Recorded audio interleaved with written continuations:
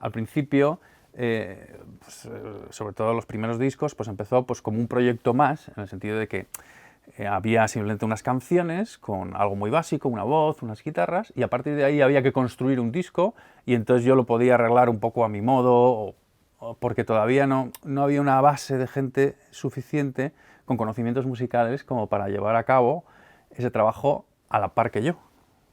Pero al paso de los años, Hakuna ha ido creciendo, la gente se ha ido formando y cada vez el proceso es mucho más colaborativo, ¿no? ¿Por qué? Porque la gente ya entiende más, aprende más, toca mucho mejor, y en los últimos discos se ha sufrido ya una transformación en los que hay un grupo de gente, ¿no?, dentro de Hakuna que controla, que sabe cómo se graba un disco, y entonces hacemos ya un trabajo más, por así decirlo, en equipo. Ya vienen ideas ya preconcebidas de cómo tienen que sonar las cosas, ¿no? Es una manera diferente, ¿no? Entonces, de Hakuna ha sido muy bonito esa evolución, ¿no? O sea, hemos partido de un desconocimiento absoluto de cómo se graba un disco y cómo hay que hacer una canción, y ahora es todo lo contrario. Ahora hay unos compositores, vamos, espectaculares. Se intenta no poner cortapisas a las ideas, ¿no?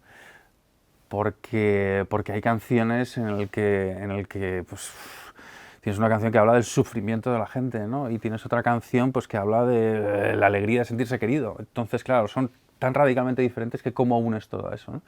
Entonces, en Hakuna es muy bonito porque una cosa que une a todo es el coro, realmente, ¿no? Y eso es una de las partes esenciales de Hakuna, el coro. El coro es el que va a dar cuerpo, el que va a dar identidad.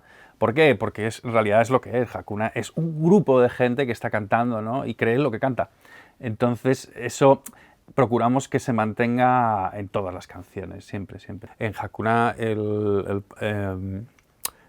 el mensaje es mucho más importante o sea, hay gente que da mucha importancia a la estética musical, ¿no? Y en Hakuna claramente lo que se quiere dar mucho más importancia es a lo que se dice, porque ese es el fundamento de ellos, ¿no? Realmente, ¿no? O sea, todo lo que están diciendo en sus canciones y todo lo que expresan sus canciones es lo que quieren ofrecer también al mundo. Entonces, eso es lo primero, y eso tiene que quedar totalmente clarísimo. Que nos valga un tipo de estética para llegar a transmitir ese mensaje u otro tipo, o un género u otro, en realidad, al final nos da un poco igual. O sea, hemos hecho absolutamente de todo. O sea, hemos metido acordeones, hemos metido cuartetos de cuerda, hemos metido guitarras con distorsión como de rock and roll, hemos metido blues con piano.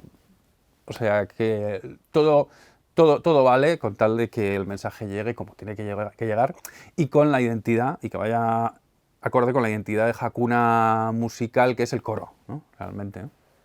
Es todo a la vez. La premisa, tú lo has dicho, es que se pueda escuchar en cualquier sitio. Se puede escuchar en cualquier sitio. Que alguien, a mí hay gente que me lo ha dicho. El otro día me dijo mi hermano, estaba pues un junior de mi empresa, sí, un junior de mi empresa y tal, jovencito y tal, y estaba escuchando pues una canción de Hakuna, pero se la había mezclado en la lista de reproducción pues después de un reggaetón. O sea, ¿es posible? Pues sí, es posible. De hecho, ahora si te metes en la lista de las 50 más virales de España, en Spotify, hay 4 canciones de Hakuna metidas. De hecho, Huracán es el número 3. O sea, dentro de Spotify en España es la tercera canción más viral. O sea, eso quiere decir que la gente está continuamente pasándosela y escuchándola en las listas. O sea, que...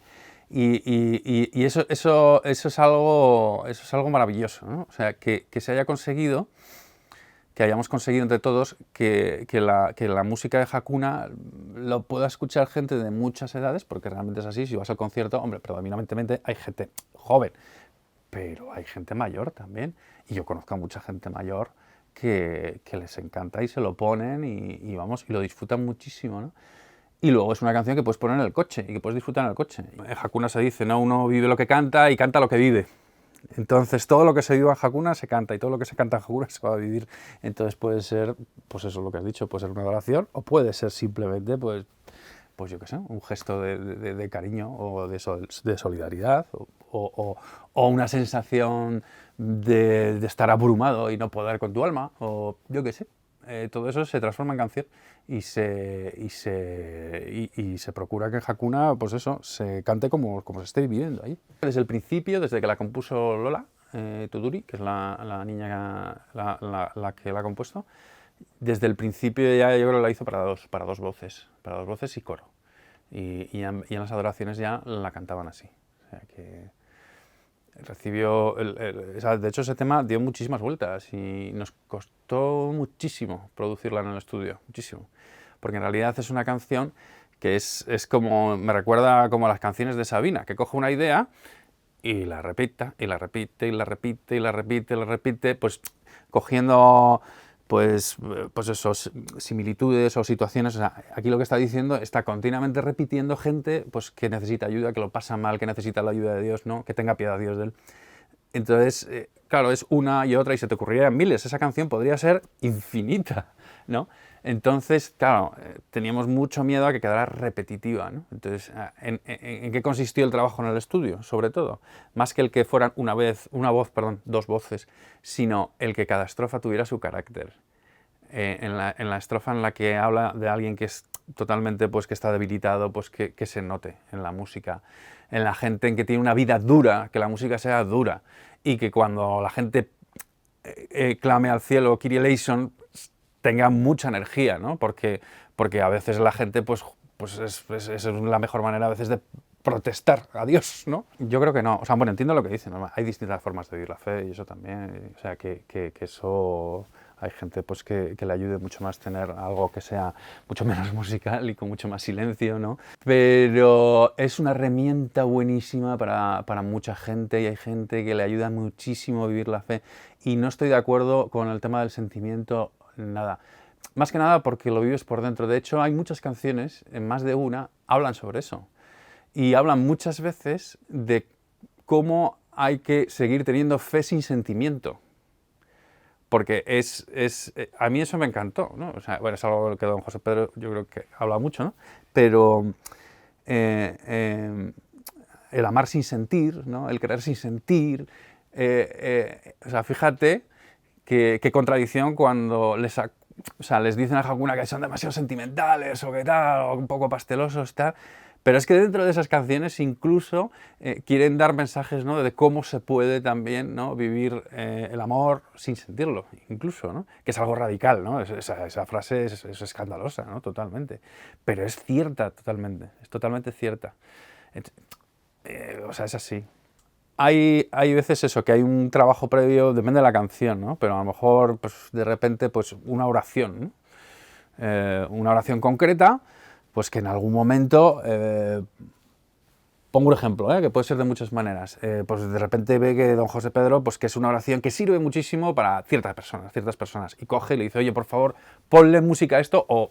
Entonces, a partir de ahí se empieza a trabajar, se empieza a poner música, se empieza a cambiar incluso la letra de la oración, porque hay veces que musicalmente las letras, las oraciones, aunque sean muy bellas, hay veces que musicalmente no cajan, entonces hay que intentar cambiarlas, ¿no? O sea, no tenemos un idioma tan flexible como el inglés para ello, ¿no? Y hay otras que simplemente es alguien que después de un retiro espiritual tiene una experiencia pues que le hace pensar en muchas cosas, escribe una letra y entonces la presenta, la gente la coge, la canta en las adoraciones porque les parece la bomba y casi por aclamación popular esa canción llega al disco. Cuando empezamos a hablar del primer disco, Hakuna como movimiento cristiano no existía, ¿no? Era un grupo de jóvenes de la parroquia San José María de Aravaca y que estaban, pues lo que estaba don José Pedro Manglano con ellos. Hay un totum revolutum de gente, pero que el nexo de unión era don José Pedro Manglano. Entonces un día me dice don José Pedro, le conozco a raíz de gente que hacía planes con él, que hacían viajes, pues, voluntariados, cosas así, ¿no? Con él, que se asemejan mucho a lo que se hace hoy en día en Hakuna, lo que pasa que antiguamente no existía como figura jurídica.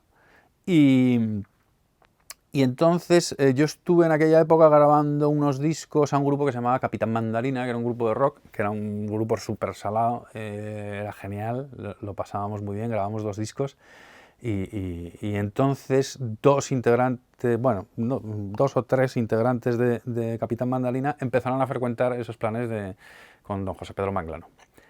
Y entonces un día don José Pedro Manglano propone hacer un disco de música católica, pero de música católica, pero que sea, ¿cómo decirlo?, natural, espontánea,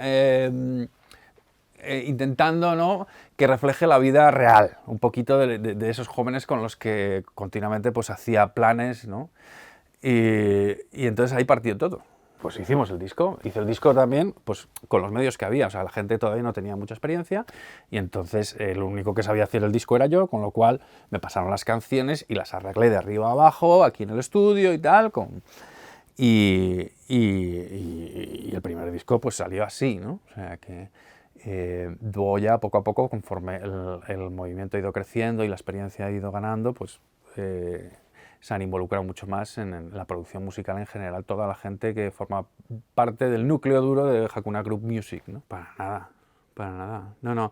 Hombre, vamos a ver. Esto, yo hay veces, o sea, eso lo pienso mucho, ¿no? O sea, aquí hay truco, ¿vale? O sea, porque no son solo canciones. O sea, cuando se hace una canción o un disco de Hakuna, en realidad se hace mucho más. O sea, forma parte de algo más grande que no es solo estrictamente musical.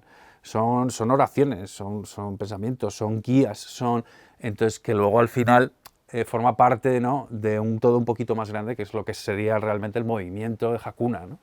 Entonces, pensar en ello como algo estrictamente musical, pero yo creo que hay que entender que en realidad, o sea, esto forma parte de algo mucho más grande y cuando tiene una viralidad tan grande estas canciones, no es, en parte es porque la gente quiere escuchar ese tipo de música, pero en realidad la lectura es doble. O sea, quieren escuchar ese tipo de música y quiere que le cuenten ese tipo de cosas. Entonces es maravilloso, o sea, porque estás haciendo algo musical y luego trascendente también, ¿no? Y realmente la gente lo está buscando.